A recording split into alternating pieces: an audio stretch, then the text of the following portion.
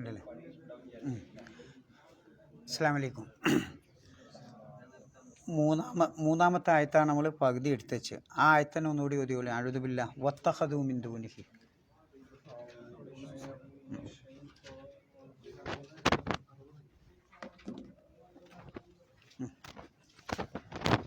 വത്തഖദൂ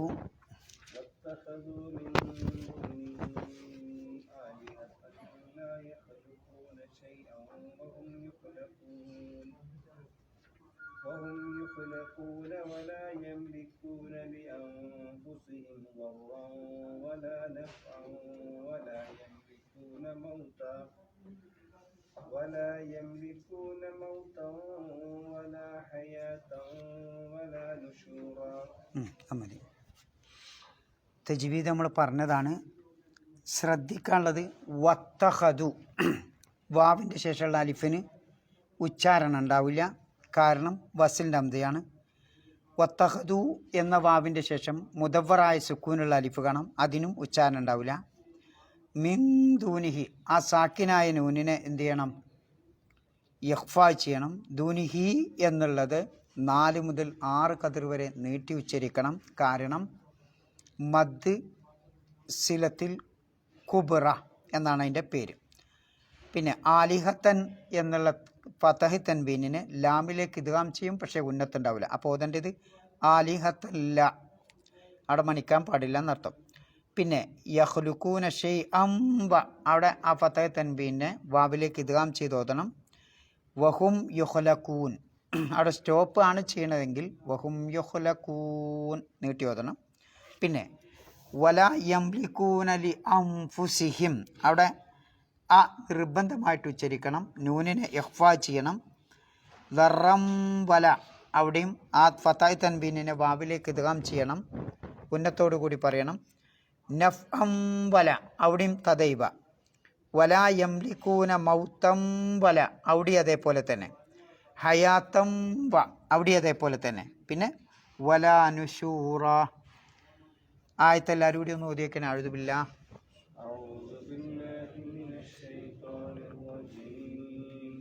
واتخذوا من دونه آلهة لا يخلقون شيئا وهم يخلقون.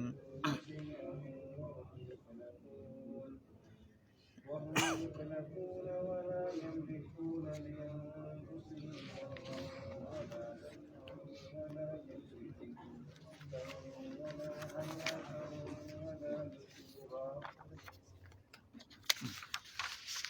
തജ്വീദിൽ എന്തെങ്കിലും ഡൗട്ട് ഉണ്ടോ?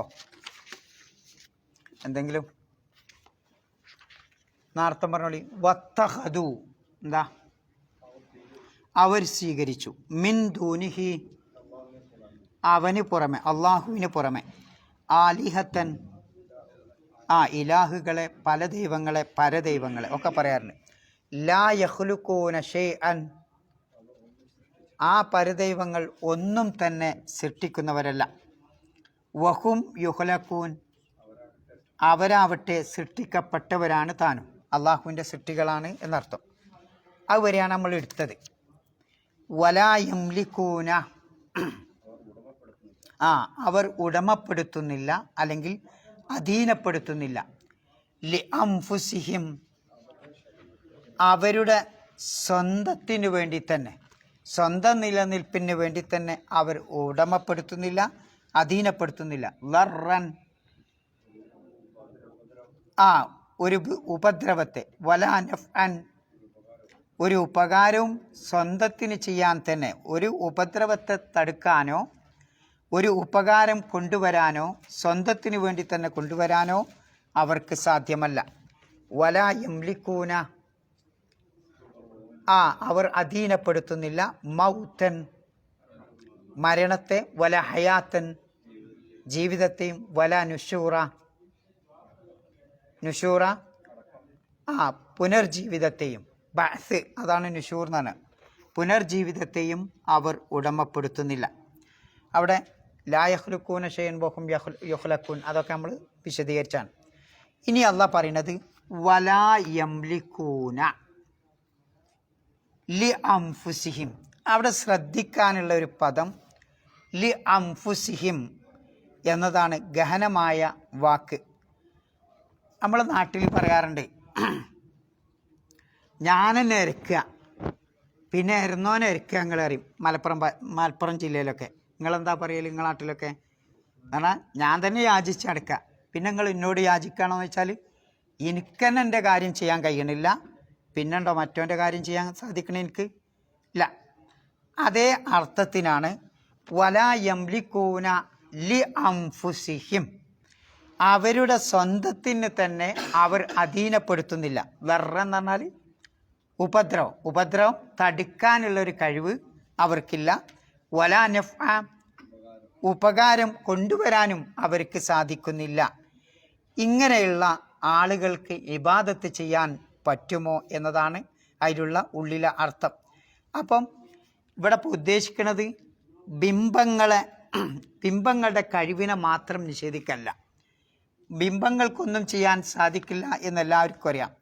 മറിച്ച് അല്ലാഹുവല്ലാത്തവർക്ക് ഇബാദത്ത് ചെയ്യുന്ന എന്തൊക്കെ മേഖലകളുണ്ടോ അതൊക്കെ പൂർണ്ണമായി ഇടിച്ച് പൊളിച്ച് കളയുകയാണ് ഈ ആയത്തിലൂടെ അള്ളാഹു ഉദ്ദേശിക്കുന്നത്. ആലോചിച്ചു, ഒരു ഉപദ്രവം തടുക്കാൻ സാധിക്കാത്ത, സ്വന്തത്തിന് ഒരു ഉപദ്രവം വരുമ്പോൾ അത് തടുക്കാൻ സാധിക്കാത്ത, എനിക്കൊരു ഉപകാരം കൊണ്ടുവരാൻ സാധിക്കാത്ത, അതേപോലെ ഒരു മയ്യത്തിനെ ജീവിപ്പിക്കാൻ, അതിന് ജീവൻ നൽകാൻ സാധിക്കാത്ത, അതേപോലെ തന്നെ മരണത്തെ തടുക്കാൻ സാധിക്കാത്ത ആളുകൾ എങ്ങനെയാണ് അവർക്ക് നമ്മൾ ഇബാദത്ത് ചെയ്യുക? അവരെങ്ങനെ ആരാധിക്കപ്പെടും എന്നാണ് അള്ളാഹു സുബ്ഹാനഹു വ തആല ചോദിക്കുന്നത്. അപ്പോൾ മറ്റൊരായത്തിൽ കാണാം, കുൽ അഫറഅയ്തും, നബിയെ ചോദിക്കുക, പറയുക, അഫറഅയ്തും, നിങ്ങൾ ചിന്തിച്ചിട്ടുണ്ടോ, മാ തദ്ഊന മിൻ ദൂനില്ലാഹ്, അള്ളാഹ്ക്ക് പുറമെ നിങ്ങൾ വിളിച്ച് പ്രാർത്ഥിക്കുന്ന ഈ വസ്തുക്കളെപ്പറ്റി, ഈ ബിംബങ്ങൾ അല്ലെങ്കിൽ മനുഷ്യർ, അങ്ങനെയുള്ള വസ്തുക്കളെപ്പറ്റി നിങ്ങൾ എപ്പോഴെങ്കിലും ചിന്തിച്ചു നോക്കിയിട്ടുണ്ടോ? ഇൻ അറാദനി അല്ലാഹു ബിദുരിൻ, അള്ളാഹു സുബ്ഹാനഹു വ തആല എനിക്കൊരു ഉപദ്രവം ഉദ്ദേശിക്കുന്നുവെങ്കിൽ, ഹൽ ഹുന്ന കാശിഫാത്തു ദുരി, ആ ഉപദ്രവത്തെ നീക്കം ചെയ്യാൻ ഈ ദൈവങ്ങൾക്ക് സാധിക്കുമോ, ഈ ബിംബങ്ങൾക്ക് സാധിക്കുമോ എന്ന് ചോദിച്ചാൽ ഒരിക്കലും സാധ്യമല്ല. ഔ അറാദനി ബി റഹ്മത്തിൻ, അല്ലെങ്കിൽ അള്ളാഹു എനിക്കൊരു കാരുണ്യം, അനുഗ്രഹം ചെയ്യാൻ ഉദ്ദേശിച്ചാൽ, ഹൽ ഹുന്ന മുംസിക്കാത്തു റഹ്മത്തി, അള്ളാഹുവിൻ്റെ കാരുണ്യത്തെ പിടിച്ചു വെക്കാൻ അവർക്ക് സാധിക്കുമോ, ഈ ബിംബങ്ങൾക്ക് സാധിക്കുമോ, പരദൈവങ്ങൾക്ക് സാധിക്കുമോ? കുൽ, പറയുക പ്രവാചകരെ, ഹസ്ബി അല്ലാഹ്, എനിക്ക് അള്ളാഹു മാത്രം മതി, അലൈഹി യതവക്കലുൽ മുതവക്കിലൂൻ, ആ അള്ളാഹുവിൽ ഭരമേൽപ്പിക്കുന്നവർ ഭരമേൽപ്പിക്കട്ടെ. ഈ ആയത്ത് അള്ളാഹുവിൻ്റെ ഏകത്വം അഥവാ തൗഹീദ് വിളിച്ചു വേർന്ന ഏറ്റവും ശക്തമായ ഒരു ആയത്താണ്. അതേപോലെ അള്ളാഹു അല്ലാത്തവർക്ക് ഇബാദത്ത് ചെയ്യുന്നത് അത് നിഷ്ഫലമാണ്, ബാത്തിലാണ്, ഹക്കിനെതിരാണ് എന്ന് കാണിക്കുന്ന ഒരു ആയത്താണ്. അതേപോലെ ഈ ആയത്ത് പഠിപ്പിക്കുന്നത് അള്ളാഹുവിൽ മാത്രം തവക്കുൽ ചെയ്യണം എന്നീ 3 കാര്യങ്ങളാണ് ഈ ആയത്തിലൂടെ അള്ളാഹു പഠിപ്പിക്കണം. ആലോചിച്ചൂടെ, ഇവിടെ അള്ളാഹു ഉപയോഗിച്ച ബിദുരിൻ എന്നാണ് അല്ലേ, ഇവിടെ ഉപയോഗിച്ചത് ലറൻ, മറ്റായത്ത് ഉപയോഗിച്ചത് ബിദുരിൻ. ഈ ലുറ് എന്നൊക്കെ പറയുന്നത് മനുഷ്യന് ഉപദ്രവമുണ്ടാക്കുന്ന ഇഷ്ടമില്ലാത്ത എന്തൊക്കെ കാര്യങ്ങളുണ്ടോ അതൊക്കെ ലുറുപ്പെടും. ഇപ്പോൾ ഉദാഹരണമായിട്ട് നമുക്കൊരു രോഗം വരിക, നമുക്കിഷ്ടമല്ല, നമ്മളെ സംബന്ധിച്ചിടത്തോളം അത് ലുറാൻ. അതേപോലെ ദാരിദ്ര്യം വരിക, അത് ലുറാൻ. ഭയപ്പാടുണ്ടാവുക, നിർഭയത്തല്ലാതെ അല്ലേ, യുദ്ധം പോലുള്ള അത്തരത്തിലുള്ള നിർഭയത്തില്ലാത്ത ഭയപ്പാടിൻ്റെ അവസ്ഥ ഉണ്ടാവുക. പിന്നെ ദുഃഖം ഉണ്ടാവുക, എപ്പോഴും വ്യതയും ദുഃഖവും മനസ്സിലിങ്ങനെ കളിക്കുക. അതേപോലെ തന്നെ പലതരത്തിലുള്ള പരീക്ഷണങ്ങൾ ഇങ്ങനെ കടന്നു വരിക ജീവിതത്തിൽ. ഇതൊക്കെയാണ് ഈ ലുറ് എന്ന് പറയുന്നത്. അപ്പോൾ ഇത്തരത്തിലുള്ള പരീക്ഷണങ്ങളും വ്യതകളും ദുഃഖങ്ങളുമൊക്കെ തടുക്കാൻ മനുഷ്യർക്ക് സാധിക്കുമോ, അല്ലെങ്കിൽ ഈ ബിംബങ്ങൾക്ക് സാധിക്കുമോ? പിന്നെ എങ്ങനെയാണ് നിങ്ങൾ അതിനെ ആരാധിക്കുന്നതെന്ന് അല്ലാഹു തആല ആയത്തിലൂടെ ചോദിക്കണം. ആലോചിച്ചൊരു ഉപമ, ഒരു ദരിദ്രൻ മറ്റൊരു ദരിദ്രനോട് ധനം ആവശ്യപ്പെടുകയാണ്. അപ്പം നമ്മളെന്താ, പരമദരിദ്രനായ ഞാൻ അതിനേക്കാൾ ദരിദ്രനായ ഒരാളോട് പിന്നെ ധനം ആവശ്യപ്പെട്ട നിങ്ങളെന്താ പറയുക? മോശനാണെന്നാ. കാരണം രണ്ടാളും ആവശ്യക്കാരാണ്. പിന്നെ എവിടുന്നാ ഓനെ ധനം കിട്ടുക? എൻ്റെ അടുത്തുമില്ല, ഓൻ്റെ അടുത്തുമില്ല, പിന്നെ എങ്ങനെ ധനം വരാൻ? ഇതേപോലെയാണ് അള്ളാഹുവിൻ്റെ സൃഷ്ടിജാലങ്ങളായ പരദൈവങ്ങളോട് പ്രാർത്ഥിക്കുമ്പോൾ അവർക്ക് തരാൻ കഴിയില്ല, നമുക്ക് അങ്ങോട്ട് കൊടുക്കാനും സാധിക്കില്ല. ഈ അവസ്ഥയാണ് ഈ പരദൈവങ്ങളുടെ അവസ്ഥ എന്നതാണ്. മഹാനായ ഇബ്രാഹിം നബി അലൈഹി ഇസ്ലാമിൻ്റെ സംഭവത്തിൽ നമുക്കറിയാലോ, ദീർഘമായി പലയിടത്തും വിവരിക്കുന്ന ഒരു സംഭവമാണ്. ഇബ്രാഹിം നബി അലൈഹി ഇസ്ലാം ബിംബങ്ങളെയൊക്കെ തച്ചുടച്ചിട്ട് ആ ജനതയോട് ചോദിക്കുന്ന ഒരു ചോദ്യമുണ്ട്. അഫതഅ്ബുദൂന മിൻ ദൂനില്ലാ, അള്ളാഹുവിന് പുറമെ നിങ്ങൾ ആരാധിക്കുകയാണോ? മാലാ യൻഫഉകും ഷൈഅൻ വലാ യദുറുക്കും, നിങ്ങൾക്ക് യാതൊരു ഉപകാരവും ചെയ്യാത്ത, യാതൊരു ഉപദ്രവവും നിങ്ങൾക്ക് ചെയ്യാത്ത ഈ പരദൈവങ്ങളെയാണോ, ഈ ബിംബങ്ങളെയാണോ നിങ്ങൾ ആരാധിക്കുന്നത്? അഥവാ ഇബ്രാഹിം നബി ചോദിക്കുന്നത്, കേൾക്കുകയും കാണുകയും ഉപകാരം ചെയ്യുകയും ഉപദ്രവം ചെയ്യുകയും ഒക്കെ സാധിക്കാത്ത ഈ ബിംബങ്ങൾ എങ്ങനെയാണ് ആരാധ്യനാവുക, ഇലാഹാകുക എന്നതാണ് ഇബ്രാഹിം നബി അലൈഹി സ്വലാമിൻ്റെ ആ ചോദ്യത്തിൽ. ഇനി അടുത്ത സ്റ്റെപ്പ് നോക്കൂ നിങ്ങൾ. അള്ളാഹു പിന്നെന്താ പറയുന്നത്? വലാ യംലിക്കൂന, എന്താണ്? അതല്ല ഈ ആയത്തിൽ തന്നെ.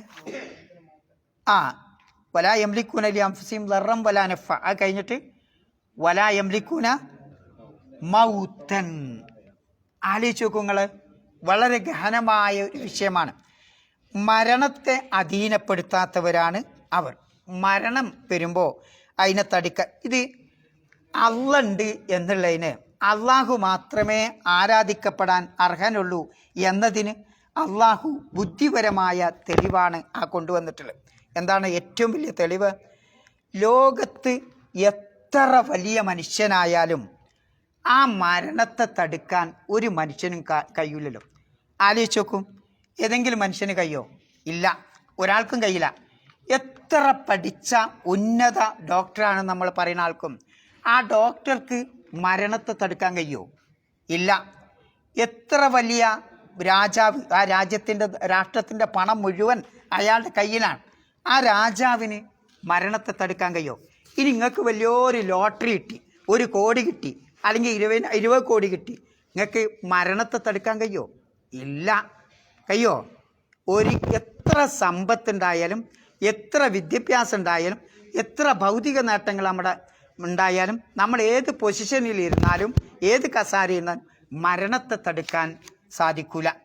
പിന്നെ എങ്ങനെയാണ് മരണത്തെ തടുക്കാൻ സാധിക്കാത്ത നമ്മൾ എങ്ങനെയാണ് അള്ളാഹുവിനെ പോലെ ഇലാഹാവ? ഒരിക്കലും ഉണ്ടാവില്ല എന്നതാണ് അത് നമ്മെ അതാണ് വിശുദ്ധ ഖുർആൻ നമ്മെ പഠിപ്പിക്കുന്നത്. ഫഇദാ ജാഅ അജലുഹും, അവരുടെ അവധി വന്നെത്തിക്കഴിഞ്ഞാൽ ലാ യസ്തഖിറൂന സഅതൻ വലാ യസ്തഖ്ദിമൂൻ, അങ്ങനെ തന്നെയല്ലേ? അവരുടെ അവധി അഥവാ മരണസമയം വന്നെത്തിക്കഴിഞ്ഞാൽ ഒരു നാഴിക നേരം അങ്ങോട്ടാക്കാനോ അത് പിന്നെ വൈകിക്കാനോ നേരത്തെ ആക്കാനോ ആർക്ക് സാധിക്കില്ല? ഈ പരദൈവങ്ങൾക്ക് സാധിക്കില്ല, മനുഷ്യർക്ക് ആർക്കും സാധിക്കില്ല. അള്ളാഹു നിശ്ചയിച്ച മരണത്തിൻ്റെ സമയം അതൊന്ന് ഒത്തിരി നേരം, അത്ര കാശ് തരാം, 1 കോടി തരാം അല്ലേ? നമ്മളെ നാട്ടിൽ ഒരാൾ കൊലക്ക് ശിക്ഷിച്ചില്ലേ സൗദിയിൽ അല്ലേ? എന്തേനാളെ പേര്? റഹീം. അപ്പോൾ നമ്മളൊക്കെ പാടെ പിരിച്ചിട്ട് എന്ത് ചെയ്തു? ആ കൊലയിൽ നിന്ന് അയാളെ പണം കൊടുത്ത് ഫിദിയ കൊടുത്ത് എന്ത് ചെയ്തു? രക്ഷിച്ചു.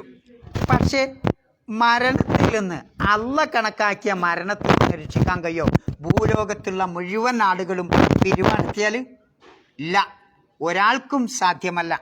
അതുകൊണ്ടാണ് ഖുർആൻ പറഞ്ഞത് കുല്ലു നഫ്സിൻ ദാഇഖത്തുൽ മൗത്ത് വ ഇന്നമാ തുവഫൗന ഉജൂറക്കും എന്ന് അള്ളാഹു പറയുന്നുണ്ട്. ഓരോ ആത്മാവും, അള്ളാഹു സൃഷ്ടിച്ച ഓരോ ആത്മാവും മരണം രുചിക്കുക തന്നെ ചെയ്യും എന്ന് വിശുദ്ധ ഖുർആൻ നമ്മെ പഠിപ്പിക്കുന്നുണ്ട്. അതുകൊണ്ടാണല്ലോ അള്ളാഹ് മരണത്തെപ്പറ്റി പറയുന്നിടത്ത് അള്ളാഹു യതവഫൽ അൻഫുസ ഹീന മൗത്തിഹ, മരണവേളയിൽ ആത്മാക്കളെ പൂർണ്ണമായി ഏറ്റെടുക്കുന്നത് ആരാണ്? അള്ളാഹുവാണ്. അല്ലേ? വല്ലത്തി ലം തമുത്ത് ഫി മനാമിയ, ഉറക്കവേളയിലും ആത്മാവിനെ ഏറ്റെടുക്കുന്നത് അള്ളാഹുവാണ്. എന്നിട്ട് അള്ളാഹു സുബ്ഹാനഹു വ തആല ആ ഉറക്കത്തിൽ ആർക്കാണോ മരണം വിധിച്ചത് അവൻ അള്ളാഹു പിടിച്ചു വെക്കും, അല്ലാത്തതിനെന്താ അള്ളാഹു എന്ത് ചെയ്യും? അയച്ചു വിടുകയും ചെയ്യും. അപ്പം മരണവേളയിൽ ആത്മാക്കളെ പരിപൂർണമായി പിടിച്ചു വെക്കുന്നത് അള്ളാഹുവാണ്. ഒരു ഡോക്ടർക്കും പിടിച്ചു വെക്കാൻ സാധിക്കില്ല. ഇനി ഒരു പ്രവാചകനായാൽ സാധിക്കില്ല. ഒരു മലക്ക് മരിപ്പിക്കാൻ വേണ്ടി റൂഹെടുക്കാൻ വേണ്ടി വരുന്ന മലക്കിനും സാധിക്കില്ല. കാരണം അള്ളാഹുവിൻ്റെ അതാണ് ഭൂലോകത്തുള്ള മുഴുവൻ ആളുകളും ഒരുമിച്ചാലും മരണത്തെ എന്ത് ചെയ്യാൻ പറ്റില്ല, തടുത്തു വെക്കാൻ സാധിക്കൂല എന്നുള്ള.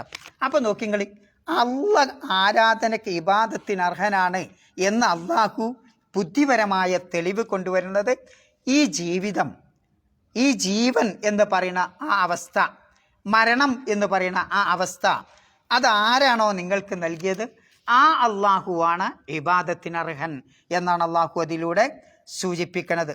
മഹാനായ ഈസാ നബി അലൈഹിസ്സലാം മരിച്ചവരെ ജീവിപ്പിച്ചിട്ടില്ലേ?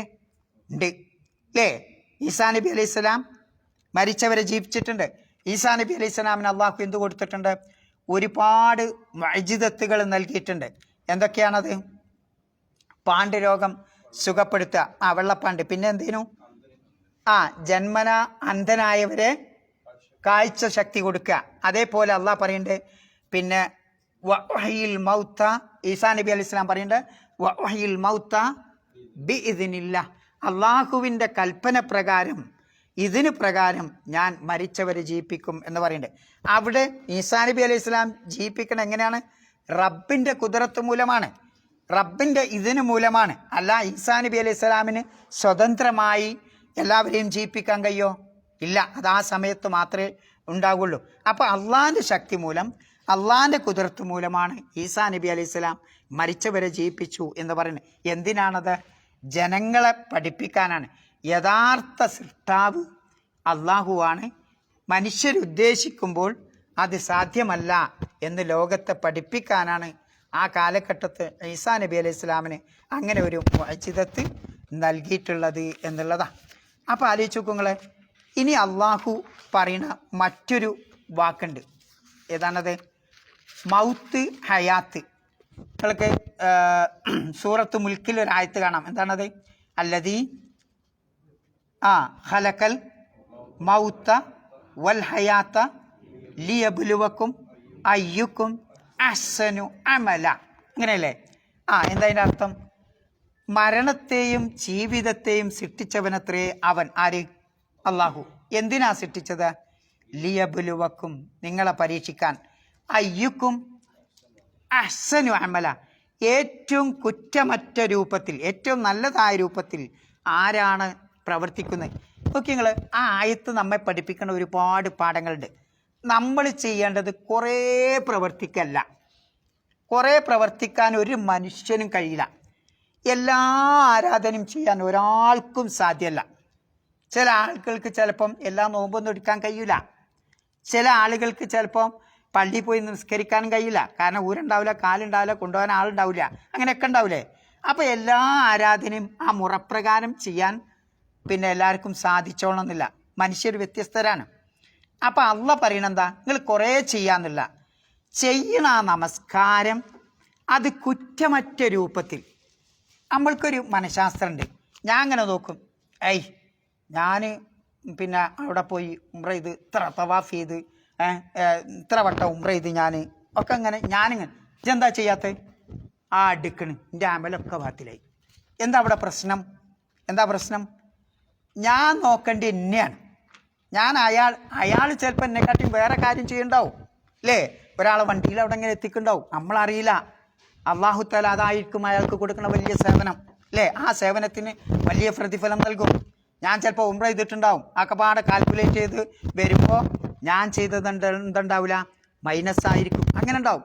ചിലർ നിസ്കാരത്തിനൊന്നും കൃത്യമായിട്ട് പോവില്ല, ചില നിസ്കരിക്കുന്നുണ്ടാവും, ആ ജമാഅത്തിനൊന്നും പോവില്ല.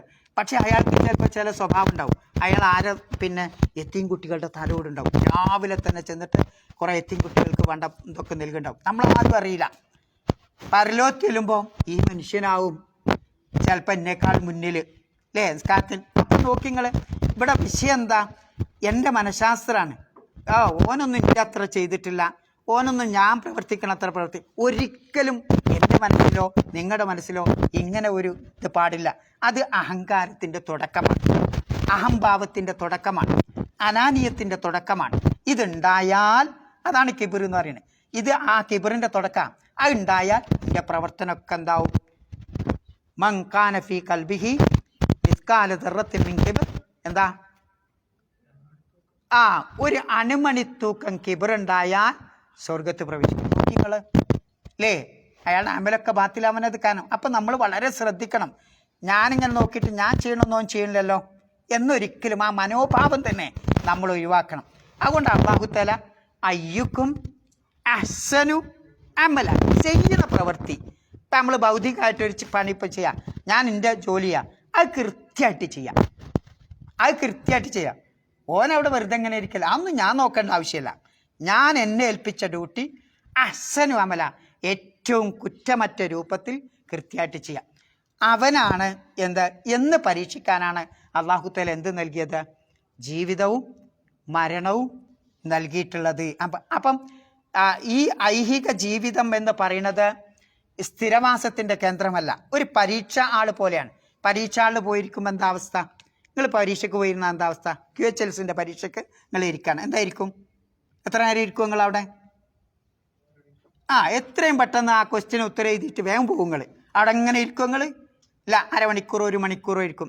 ഇതേപോലെയാണ് ദുനിയാവ്. ഈ ദുനിയാവിൽ നമ്മളെന്താ കുറച്ച് കാലം ഉണ്ടാവും. അത് കഴിഞ്ഞാൽ നമ്മൾ എവിടെ? ആഖിറത്തിലേക്ക്, പരലോകത്തേക്ക് പോവും. മരണം നമ്മളെ കൊണ്ടുപോകും അല്ലേ? കുല്ലു നഫ്സിൻ സായിഖത്തുൽ മൗത്ത് വ ഇന്നമാ തുവഫൗന ഉജൂറക്കും യൗമൽ ഖിയാമ എന്ന് പറഞ്ഞതിലുള്ള ആശയം അതാണ്. അപ്പം എപ്പോഴും നമ്മൾ ഒരു യാത്ര പോവാനുള്ളവരാണ് എന്ന ബോധം നമുക്കുണ്ടാകുമ്പോൾ ഒരു കിബിറും നമുക്കുണ്ടാവില്ല.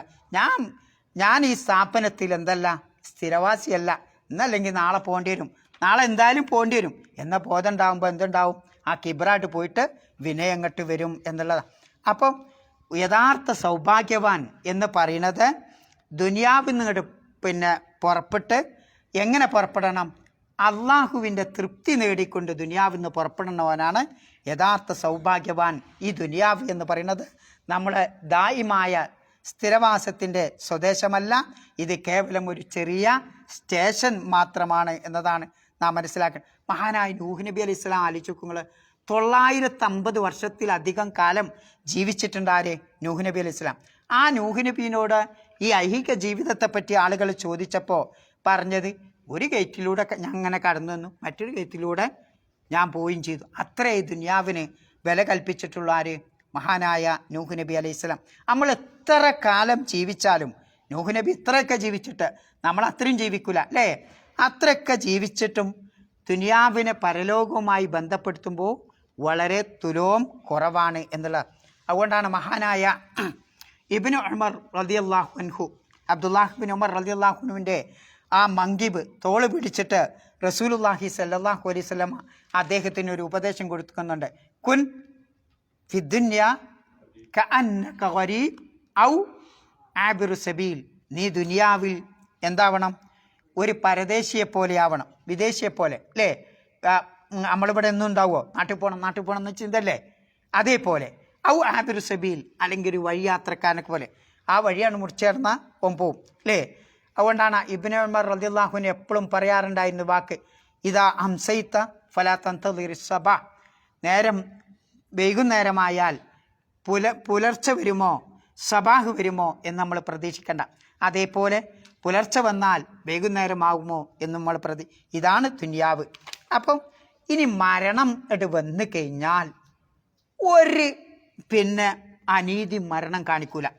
എത്ര വലിയ രാജാവായാലും, എത്ര വലിയ മലിക്കായാലും, പണക്കാരനായാലും, ഏത് പൊസിഷനിലിരിക്കുന്ന ആളായാലും, അതേപോലെ പരമദരിദ്രനായാലും, ഒരു നേരം ഭക്ഷണം കഴിക്കാനുള്ള കൂരയിൽ ജീവിക്കുന്ന മനുഷ്യനായാലും, മരണം വന്നെത്തിക്കഴിഞ്ഞാൽ എന്തു ചെയ്യും? അത് പിടിച്ചുകൊണ്ടുപോകും. ആരുടെ ഇടയിലും ഒരു അനീതിയും ആര് കാണിക്കുന്നില്ല? മരണം കാണിക്കും. അതാണ് വിശുദ്ധ ഖുർആൻ പറയുന്നത്, ഐനമാ തകൂനു എന്താണ് യുദ്രിക്കുമുൽ മൗത്ത്. എന്താണ് ആയത്തൊന്ന് ഓതിയാണ്? വലൗ കുന്തും ഫി ബുറൂജിൻ മുശയ്യദ എന്നാണ് അല്ലാഹു തആല പറയുന്നത്. നിങ്ങൾ എവിടെയായാലും ആ മരണങ്ങൾ വന്ന് പിടികൂടും. ഏത് കോട്ടക്കൊത്തളങ്ങളിലായാലും അല്ലേ, എത്ര സുരക്ഷിതമായ കെട്ടിയുണ്ടാക്കിയ ഏത് ബുർജിൽ നിങ്ങൾ പോയി താമസിച്ചാലും അവിടെ ആര് വരും? മരണം കടന്നു വരും. അള്ളാഹു കണക്കാക്കിയ ആലോചിക്കുങ്ങൾ നമ്മുടെയൊക്കെ ജീവിതത്തിൽ, സാധാരണ ജീവിതത്തിൽ വരുന്ന ഒരവസ്ഥ ഉണ്ട്. നമ്മളൊക്കെ രാവിലെ കുളിച്ച് സുഗന്ധമൊക്കെ പൂശി നമ്മൾ ചിലപ്പോൾ ഡ്യൂട്ടിക്ക് വീട്ടിൽ നിന്ന് പുറപ്പെടും അല്ലേ, മക്കളോടും ഭാര്യയോടും ഒക്കെ ചിരിച്ചുകൊണ്ടായിരിക്കും പുറപ്പെടുന്നത്. അല്ലെങ്കിൽ വലിയ ഉംറ അല്ലെങ്കിൽ നല്ല യാത്ര, ഏതെങ്കിലും ഒരു യാത്ര ടൂറ് പുറപ്പെടും. അങ്ങനെ ടൂറ് പുറപ്പെട്ട് തിരിച്ചു വരുന്ന എന്തായിരിക്കും? മയ്യത്തും കട്ടിലായിരിക്കും. അങ്ങനെ എത്രയാണ് നമ്മൾ നിത്യം പത്രത്തിൽ വായിക്കണത്. അപ്പോൾ നോക്കി ഇങ്ങനെ ഇപ്പം നമ്മളെ നാട്ടിൽ ആ സ്കൂള് ടീച്ചർമാരൊക്കെ പെണ്ണുങ്ങളൊക്കെ പാടെ ഒരു ടൂർ പോയില്ലേ, തിരിച്ചു വന്നാൽ എങ്ങനെ? ആ ബസ് പോലുമില്ല, ആ രൂപത്തിൽ നശിച്ചു അല്ലേ. അവർ ആ ടീച്ചർമാർ മാത്രമല്ല, ഒരു സ്കൂളിൻ്റെ മുഴുവൻ ടീച്ചർമാരും. ആലോചിച്ച് നോക്കുങ്ങൾ. ഇതാണ് മരണം എന്ന് പറയുന്നത്. അതൊക്കെ എന്തിനാ പഠിച്ചോ അതൊക്കെ നമ്മളെ കാണിച്ചു തരുന്നത്? നമുക്ക് പാഠം പഠിക്കാനാണ്. ഇതേപോലെ എനിക്കും വരും നിങ്ങൾക്കും വരും എന്ന് അല്ലാഹു പഠിപ്പിക്കുകയാണ് അതിലൂടെ ചെയ്യുന്നത്. ഇനി നോക്കൂ നിങ്ങൾ, നമ്മുടെ ബാങ്ക് അക്കൗണ്ടിൽ ഒരു 100 ദീനാറിൽ 50 ദീനാറാകുമ്പോൾ എനിക്ക് വിരളി പിടിക്കും. നിങ്ങൾക്ക് എന്താ ഉണ്ടാവുക? ആ 50 ദീനാറിൽ 10 ദീനാറാകുമ്പോൾ എനിക്ക് പേടിയും ഭയവും. എങ്ങനെ ഇപ്പോൾ അത് 50 ആക്കുക? എന്താ അപ്പം അതിനുള്ള മാർഗം? ഞാൻ അങ്ങോട്ടും ഇങ്ങോട്ടും ഇങ്ങനെ ഓടും അല്ലേ, അതിനുള്ള കാരണങ്ങൾ അന്വേഷിക്കും. എങ്ങനെ ഡെപ്പോസിറ്റ് ചെയ്യാൻ സാധിക്കുക എന്ന് ആലോചിച്ച് നോക്കുങ്ങൾ. ഞാനും നിങ്ങളും ചിന്തിക്കാത്തൊരു കാര്യം, പിന്നെ ബാങ്കിലെ ബാലൻസ് കുറയുമ്പോൾ നമുക്ക് ഭയപ്പാടുണ്ടെങ്കിൽ, വെപ്രാളുണ്ടെങ്കിൽ, നമ്മുടെ ആയുസിൻ്റെ ബാലൻസ് ഇങ്ങനെ കുറഞ്ഞു വരിക. ഓരോ സെക്കൻഡിലും ഓരോ നിമിഷത്തിലും ഓരോ ദിവസം കഴിയും തോറും നമ്മുടെ ആയുസിൻ്റെ ബാലൻസ്, ആ റസീദ് എന്നറിയും അല്ലേ, നമ്മൾ റസീദ് അറിയില്ലേ, അങ്ങനെ കുറഞ്ഞ് വരിക. നമ്മളതിനെപ്പറ്റി ചിന്തിക്കാറുണ്ടോ? ഇല്ല. പഠിച്ചോനെ എനിക്ക് പോവാനായി, ഖബറിലേക്ക് പോവാനായി, പരലോകത്തേക്ക് പോവാനായി എന്ന ചിന്ത എനിക്കും നിങ്ങൾക്കും വരുന്നില്ല. എന്താണത്? അതുകൊണ്ടാ പടച്ച തമ്പുരാൻ അല്ലദീ ഖലഖൽ മൗത ആദ്യം പറഞ്ഞത് എന്താ? ജീവിതത്തെ അല്ല, മരണത്തെ പറ്റിയാണ് പറഞ്ഞത്. മരണം സൃഷ്ടിച്ച ആ അല്ലാഹു. ആലോചിച്ച് നോക്കുങ്ങൾ. ആ മരണത്തെ പറ്റി ചിന്തിക്കുമ്പോൾ നമുക്കിന്ന് മരണത്തെപ്പറ്റി ചിന്തിക്കണം. നമ്മൾ പേടിയും വെപ്രാളവും നിരാശ ഉണ്ടാവാനല്ല, മറിച്ച് എന്താ? റസൂലുള്ളാഹി സ്വല്ലല്ലാഹു അലൈഹി വസല്ലം പറയുന്നുണ്ട്, അക്സിറൂ മിൻ ദിക്രി ഹാദിമിൽ ലദ്ദാത്ത്, എല്ലാ സുഖസൗകര്യങ്ങളെയും ഇടിച്ചു പൊളിച്ച് കളയുന്ന ഒരു കാര്യത്തെപ്പറ്റി നിങ്ങളിങ്ങനെ ഓർക്കണം. ഏതാണത്? അൽ മൗത്ത്. എന്നിട്ട് റസൂലുള്ള പറയാം മരണം. എന്തിനാ മരണത്തെപ്പറ്റി ധാരാളമായി ഓർക്കാൻ പറയുന്നത്? മരണത്തെപ്പറ്റി ഓർത്താൽ നമുക്ക് നിരാശയല്ലേ വരിക? അതല്ല അതുകൊണ്ട് ഉദ്ദേശിക്കണത്. ആ നിരാശ ഉണ്ടാക്കിയല്ല, മറിച്ച് എന്താണ്? മരണത്തെപ്പറ്റി ഓർക്കുമ്പോൾ നമ്മൾ എന്തു ചെയ്യും? പഠിച്ചു, ഞാൻ പക്ഷാതാപം, ഞാൻ പാപം ചെയ്തതിന് എത്രയും പെട്ടെന്ന് തൗബ ചെയ്യാനുള്ള ഒരു ഇതുണ്ടാവും. അതിനാ മരണത്തെപ്പറ്റി ഓർക്കാൻ. അതേപോലെ ആരോടെങ്കിലും എന്തെങ്കിലും ദുൽമ്, അന്യായം, അക്രമം ചെയ്തിട്ടുണ്ടെങ്കിൽ വേഗം മാപ്പ് ചോദിക്കാൻ, അവരോട് മാപ്പ് പറയാനുള്ള ഒരു മനസ്സ് നമുക്കുണ്ടാവും. അതേപോലെ നമ്മൾ ആത്മവിചാരണ ചെയ്തുകൊണ്ടേയിരിക്കും മരണത്തെ ഓർക്കുമ്പോൾ. അപ്പം അതിന് ഒരുങ്ങാനാണ് മരണത്തെപ്പറ്റി, അല്ല നമ്മളെ നിരാശപ്പെടുത്താനല്ല എന്ത് ചെയ്യണത്? അല്ലാഹു സുബ്ഹാനഹു വ തആല മരണത്തെപ്പറ്റി പഠിപ്പിക്കണത് എന്നുള്ള. അപ്പം പിന്നെ പറയുന്നത് അല്ലദീ ഖലഖൽ മൗത വൽ ഹയാത്ത. ഹയാത്ത് രണ്ടാമതാ പറഞ്ഞത്. ആ ഹയാത്ത് ഏതാ? പരലോകത്തെ ജീവിതമാണ് ആ പറയുന്നത്. മരണം കഴിഞ്ഞാൽ പിന്നുള്ള ജീവിതം ഏതാ? പരലോക ജീവിതം. അപ്പോൾ വ ഇന്നദ്ദാറൽ ആഖിറ ലഹിയൽ ഹയവാൻ, യഥാർത്ഥ പിന്നെ ആ ഗഹന പിന്നെ വീട് എന്ന് പറയുന്നത്, ഗേഹം എന്ന് പറയുന്നത് ലഹിയൽ, അതാണ് ജീവനുള്ളത് എന്ന്, അഥവാ പരലോകം. ലൗ കാനൂ യഅലമൂൻ, അവർ മനസ്സിലാക്കുകയാണെങ്കിൽ. ആലോചിച്ച് നോക്കുങ്ങൾ. വളരെ ചിന്തിക്കേണ്ട ഒരു കാര്യമാണ് നമുക്ക് അല്ലാഹു നൽകിയിട്ടുള്ള ഈ ജീവിതം, ഹയാത്ത്. അതേപോലെ മരണം എന്നൊക്കെ പറയുന്നത്, അത് ചിന്തിക്കുമ്പോൾ ശരിക്കും നമുക്കവിടെ അറിയും, ലോകത്ത് ഒരു സൃഷ്ടിജാലങ്ങൾക്കും ഇബാദത്ത് ചെയ്യാൻ സാധ്യമല്ല. ഞാൻ അങ്ങനെ ഇബാദത്ത് ചെയ്യൂല. എനിക്ക് മരണം നിശ്ചയിച്ച, എനിക്ക് ജീവിതം നൽകിയ ആ അള്ളാഹുവിനെ ഞാൻ ഇബാദത്ത് ചെയ്യുള്ളൂ എന്നുള്ള ആ ബോധം നമുക്ക് ശരിക്കുണ്ടാവും. പിന്നെ അവസാനം അവസാനിക്കണ എങ്ങനെ വലാ യംലികൂന നുഷൂറ എന്ന് പറയുന്നുണ്ട് അല്ലേ. പുനർജീവിതം ആലോചിച്ച് നോക്കും. വിശുദ്ധ ഖുർആനിൽ ഇങ്ങനെ പറയുന്നത് കാണാം. സുമ്മ ഇന്നക്കും അല്ലാഹു തആല മനുഷ്യൻ്റെ സൃഷ്ടിപ്പിൻ്റെ ഘട്ടങ്ങൾ ഇങ്ങനെ വിശദീകരിച്ചതിന് ശേഷം സൂറത്ത് മുഅ്മിനിൽ പറയണം ആദ്യം നുത്ഫത്ത്, അലക്കത്ത്, ഇങ്ങനെയുള്ള ഘട്ടം, പിന്നെ അതൊരു പ്രത്യേകം ഇതിൽ വെച്ചിട്ട് അവസാനം പുറത്തു വരുന്ന ഒരവസ്ഥ ഉണ്ടല്ലോ, ഒരു മനുഷ്യനായി വരുന്ന അവസ്ഥ. തബാറക്കല്ലാഹു അഹ്സനുൽ ഖാലിഖ്. എന്നിട്ട് അള്ളാഹ് പറയേണ്ടത് എന്താ? സുമ്മ ഇന്നക്കും ബഅദ ദാലിക ലമയ്യിത്തൂൻ. പിന്നതാ ഇതിനൊക്കെ ശേഷം നിങ്ങളിങ്ങനെ ഒരു വലിയ മനുഷ്യനായി, ആജാനുബാഹുവായ വലിയ മനുഷ്യനായി, വലിയ ശക്തനായി, അതിന് ശേഷം നിങ്ങൾക്ക് വരാനുള്ള എന്താ? നിങ്ങളൊക്കെ മരിക്കൂട്ടോ. സുമ്മ ഇന്നക്കും യൗമൽ ഖിയാമത്തി തുബഅസൂൻ. അതിൻ്റെ ശേഷം ആ പരലോകത്ത് വെച്ച് നിങ്ങൾ പുനർജീവിപ്പിക്കപ്പെടും കേട്ടോ എന്ന് അല്ലാഹു തആല അവിടെ ഓർമ്മിപ്പിക്കുന്നുണ്ട്. കമാ ബദഅനാ അവ്വല ഖൽഖിൻ നുഈദു. നാം ആദ്യമായിട്ട് എങ്ങനെയാണോ സൃഷ്ടിച്ചത് അതേ പ്രകാരം ആ സൃഷ്ടിപ്പ് നാം മടക്കി കൊണ്ടുവരും, അഥവാ പുനർജീവിതം ഉണ്ടാകും എന്നുള്ളതാണ്.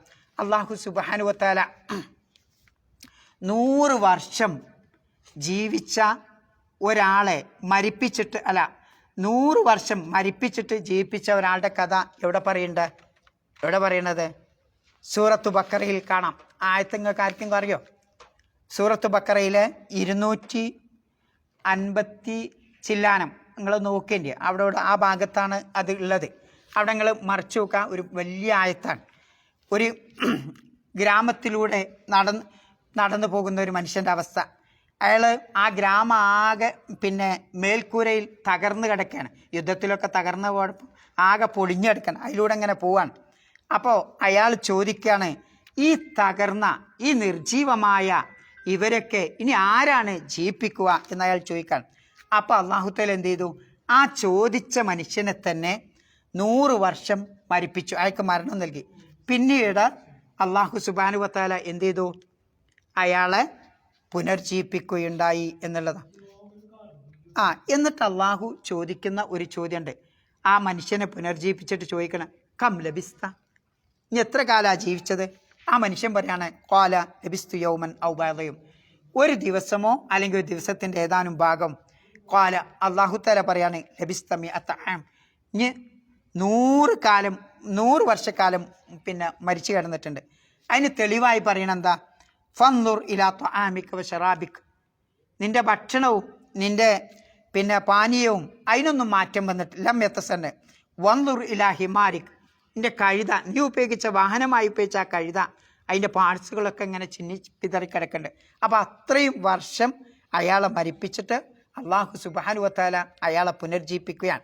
ഇത് വിശുദ്ധ ഖുർആനിലാട്ടോ, അല്ലാതെ ഖുറാഫാത്തൊന്നുമല്ല. വിശുദ്ധ ഖുർആനിൽ സൂറത്ത് ബക്കറയിൽ പറയുന്ന ഒരു സംഭവമാണ്.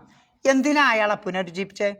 അയാൾക്ക് മാത്രം തെളിവായിക്കൊണ്ടല്ല, ആ മനുഷ്യർക്ക് മുഴുവൻ തെളിവായിക്കൊണ്ടാണ് അല്ലാഹു സുബ്ഹാനഹു വ തആല ആ എല്ലും മുള്ളുമായ മനുഷ്യന് അതിനൊക്കെ എല്ലും മാംസമൊക്കെ നൽകി വാർത്തെടുത്ത് അല്ലാഹു സുബ്ഹാനഹു വ തആല ആ മനുഷ്യനെ എന്നിട്ട് ആ മനുഷ്യൻ പറയുന്ന ഒരു വാക്കുണ്ട്, ഖാല അഅലം, എനിക്കറിയാം, എനിക്ക് പൂർണ്ണ ബോധ്യമാണ്, അന്നല്ലാഹ അലാ കുല്ലി ഷൈഇൻ ഖദീർ, തീർച്ചയായും അല്ലാഹു സുബ്ഹാനഹു വ തആല എല്ലാത്തിനും കഴിവുള്ളവനാണ് എന്ന ആ ബോധ്യം അതുണ്ടാവാനാണ് അല്ലാഹു സുബ്ഹാനഹു വ തആല അത് നമ്മെ പഠിപ്പിക്കണം.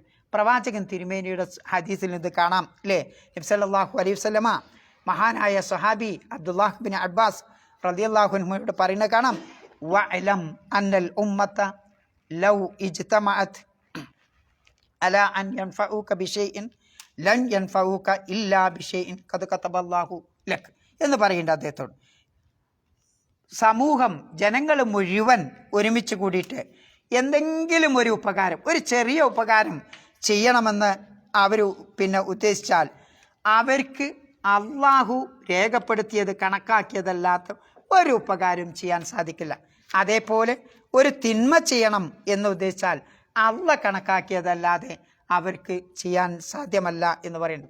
അതുകൊണ്ട് അല്ലാഹു തആല റസൂലുള്ളാഹി സ്വല്ലല്ലാഹു അലൈഹി വസല്ലം പഠിപ്പിക്കാണ്, ഇദാ സഅൽത ഫസ്അലില്ലാഹ്. നമ്മളൊരു കാര്യം ചോദിക്കുമ്പോൾ മഹാനായ ഇബ്നു അബ്ബാസ് റളിയല്ലാഹു അൻഹുവിനോട് പറയാണ്, ഒരു കാര്യം ചോദിക്കുമ്പോൾ മനുഷ്യരോട് ചോദിക്കാതെ അള്ളാഹുവിനോട് ചോദിക്കുക. വ ഇദസ്തഅൻത ഫസ്തഈൻ ബില്ലാഹ്. ഒരു സഹായം തേടുമ്പോൾ ആ അള്ളാഹുവിനോട് സഹായം തേടുക, അള്ളാഹുവിൻ്റെ സൃഷ്ടിജാലങ്ങളോട് തേടാതിരിക്കുക എന്നുള്ള. മഹാനായ അബ്ദുല്ലാഹ് ബിൻ മസ്ഊദ് പറയാറുണ്ട്, അൽ യഖീൻ, ദൃഢവിശ്വാസം എന്ന് പറയുന്നത് അല്ലാ യുർലിന്നാസ ബിസുഖ്തില്ല, അള്ളാനെ കോപ്പിച്ചുകൊണ്ട് ജനങ്ങളെ പിന്നെ സന്തോഷിപ്പിക്കാതിരിക്കലാണ്. എന്ന് പറഞ്ഞാൽ ജനങ്ങളെ സന്തോഷിപ്പിക്കണ്ട, അള്ളാൻ്റെ കോപ്പം നേടിയിട്ട് അങ്ങനെ ഒരു അവസ്ഥ ഉണ്ടാകാൻ പാടില്ല. അതേപോലെ നമുക്കൊരു ഹൈറ് കിട്ടുമ്പോൾ ആ മനുഷ്യനല്ല നമ്മൾ എന്ത് ചെയ്യേണ്ടത്, പ്രശംസിക്കേണ്ടത്. ആദ്യം അള്ളാഹുവിനെ പ്രശംസിക്കണം. അയാൾ മുഖേന അതെനിക്ക് കിട്ടാൻ കാരണമായെങ്കിലും ഞാൻ ആദ്യം പ്രശംസിക്കേണ്ടത് ആരെയാണ്? അള്ളാഹുവിനെയാണ്. അപ്പം നമുക്ക് കിട്ടിയത് തന്നെ മാർഗത്തിലൂടെയൊക്കെ ആയിരിക്കും, പക്ഷേ നമ്മൾ അൽഹംദുലില്ലാ എന്ന് അള്ളാഹുവിനാണ് പ്രശംസിക്കേണ്ടത്. ഇനിയിപ്പോൾ നമുക്കൊന്ന് കിട്ടിയില്ല എന്ന് വിചാരിച്ച് ഓനെ നമ്മൾ എന്ത് ചെയ്യണം, മറ്റവനെ കുറ്റപ്പെടുത്തും വേണ്ട. അതും തരുന്നത് ആരാണ്? ആ തടഞ്ഞു വെക്കണം എന്താണ്? അള്ളാഹുവാണ്. ചിലപ്പോൾ ആ തടഞ്ഞു വെക്കണതിൽ നമുക്ക് എന്തുണ്ടാവും? ഖൈറുണ്ടാവും. മഹാനായ ഹസനുൽ ബസരി റഹ്മത്തുള്ളാഹി പറയാണ്, മൻ അറഫല്ലാഹ് അഹബ്ബഹു, ശരിക്കും അള്ളാഹനെ മനസ്സിലാക്കിയ ഒരു മനുഷ്യൻ ആ അള്ളാഹുവിനെ സ്നേഹിക്കും. പിന്നെ മറ്റ് വമൻ അറഫ ദുനിയ, ദുനിയാവ് എന്താണെന്ന് ശരിക്കും മനസ്സിലാക്കിയൊരു മനുഷ്യൻ സഹദ ഫീഹ, അതിൻ്റെ ആ ദുനിയാവിനോടുള്ള ആസക്തി അവന് കുറയും.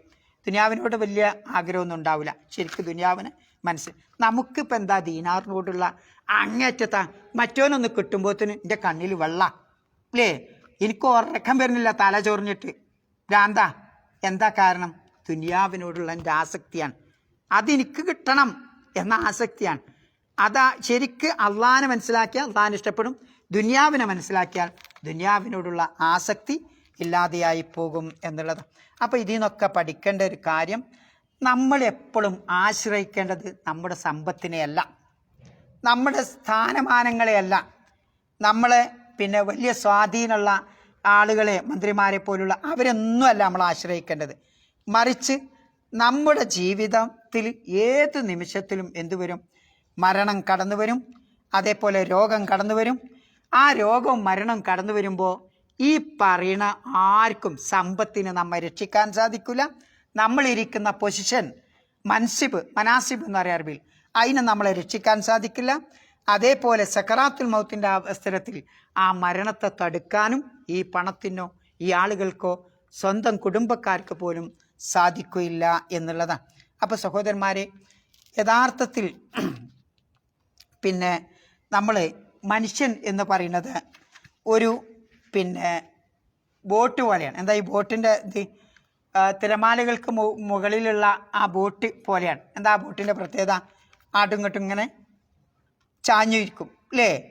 അപ്പം ഒരാൾ ആ ബോട്ടിനെ മാത്രം ആശ്രയിച്ചിരിക്കുക, അല്ലെങ്കിൽ ആ കാറ്റിനെ മാത്രം ആശ്രയിച്ചിരുന്നാൽ ഒരിക്കലും രക്ഷയുണ്ടാവില്ല. ആ ബോട്ടിനെ മാത്രമല്ല, ആ ബോട്ട് നിർമ്മിച്ച അതിന് കാരണക്കാരനായ അള്ളാഹുവിനെയാണ് നമ്മളെപ്പോഴും എന്താണ് നമ്മുടെ മനസ്സിലുണ്ടാവുന്നത്. അല്ലെങ്കിൽ എന്താ, വഴി തെറ്റിപ്പോകും എന്നുള്ളതാണ്. അപ്പം ഈ ആയത്ത് പഠിപ്പിക്കണ ഓരോരോ ആ തെർത്തീബ്, അതിൻ്റെ ബലാങ്ങൾ ഇങ്ങനെ നോക്കി. ആദ്യം പറഞ്ഞത് എന്താ? ലാ യംലികൂന ദർറൻ വലാ നഫ. അത് രണ്ടും എവിടെയാണ്? ദുനിയാവിലാണ് അല്ലേ? പിന്നെ പറയണതോ വലാ യംലികൂന മൗത്തൻ എന്ന് പറഞ്ഞില്ലേ? ആ മരണം എന്ന് പറയുന്നത് എന്താ? ദുനിയാവിൻ്റെ അവസാനമാണ്. പിന്നെ പറയുന്ന ഹയാത്ത് എന്താ? ആദ്യം ഒരു ഹയാത്ത് പറഞ്ഞില്ലേ, ആ ദുനിയാവിൻ്റെ തുടക്കമാണ്. പിന്നെ അവസാനം പറയുന്നത് എന്താ? നുഷൂർ. ആ നുഷൂർ എന്താ? മരണത്തിന് ശേഷം വരുന്ന അവസ്ഥയാണ്. ഈ 5 കാര്യങ്ങളെപ്പറ്റി ശരിക്കും അങ്ങോട്ട് കൂലങ്കഷമായി ചിന്തിക്കുന്ന ഒരു മനുഷ്യനെ സംബന്ധിച്ചിടത്തോളം അവൻ അള്ളാഹ്ക്കല്ലാതെ ഇബാദത്ത് ചെയ്യില്ല. അള്ളാഹ്ക്ക് മാത്രമേ അവൻ ഇബാദത്ത് ചെയ്യുള്ളൂ. മാത്രമല്ല അവൻ്റെ മനസ്സിൽ, അവൻ്റെ കൽബിൽ ആ പിന്നെ തൗഹീദ് ഇങ്ങോട്ട് കൂട്ടി ഉറക്കും അല്ലേ? അള്ളാഹുവിൻ്റെ സൃഷ്ടിജാലങ്ങളോ ഒരിക്കലും അവൻ ആശ്രയിക്കൂല. റാസിക്കും ഖാലിക്കുമൊക്കെ അള്ളാഹുവാണ് എന്ന ആ ദൃഢവിശ്വാസം അവനുണ്ടാവും. ഇതാണ് അതിനൂടെ നമ്മൾ പഠിക്കാറ്. അപ്പം അവൻ പറയും ഹസ്ബി അല്ലാഹ്, എനിക്ക് അല്ലാഹ് മതി. ശരിക്ക് ഈ വിശ്വാസം ദൃഢമൂലമാകുമ്പോഴാണ് നമ്മളെന്ത് പറയുന്നത്? മഹാന്മാരായ പ്രവാചകന്മാരുടെയൊക്കെ ഒരു ഷിആറാണ്, ചിഹ്നമാണ് ഇത് ഹസ്ബി അല്ലാഹ് അല്ലേ? ഇബ്രാഹിം നബിനെ ആ തീയിലിട്ടപ്പം എന്താ ഇബ്രാഹിം നബി പറഞ്ഞത്? ഹസ്ബി അള്ളാഹ്. മഹാനായ മുഹമ്മദ് നബിയും സഹാബത്തിനെയും പിന്നെ കുഫാറുകൾ പേടിപ്പിച്ചു. അതാ വലിയ പട്ടാളക്കാട് ഒരുങ്ങുന്നുണ്ട് കേട്ടോ, ഓലോടൊന്നും നിങ്ങളെ തടുക്കാനും നിങ്ങൾക്ക് സാധിക്കൂല എന്നൊക്കെ പറഞ്ഞിങ്ങനെ ബേജാറാക്കി. നബി എന്താ അപ്പം തന്നെ പറഞ്ഞത്? ഹസ്ബുനല്ലാഹ്, ഞങ്ങൾക്ക് അല്ലാഹ് മതി. സഹാബത്തും പറഞ്ഞു. നോക്കൂ നിങ്ങൾ, ആ ഒരു വിശ്വാസമാണ് ഈ മരണത്തെപ്പറ്റിയും ജീവിതത്തെപ്പറ്റിയും അതേപോലെ ലറ് നഫ് ദുനിയാവിലെ അവസ്ഥയെപ്പറ്റിയും നുഷൂറിനെ പറ്റിയൊക്കെ ചിന്തിക്കുമ്പോൾ നമുക്കുണ്ടാവേണ്ടത്. ആയത്തൊന്ന് ഓതി വയ്ക്കാൻ നിങ്ങൾ മതി. വലാ യംലിക്കൂന, ഒന്നുകൂടി ഓതി വയ്ക്കണേ.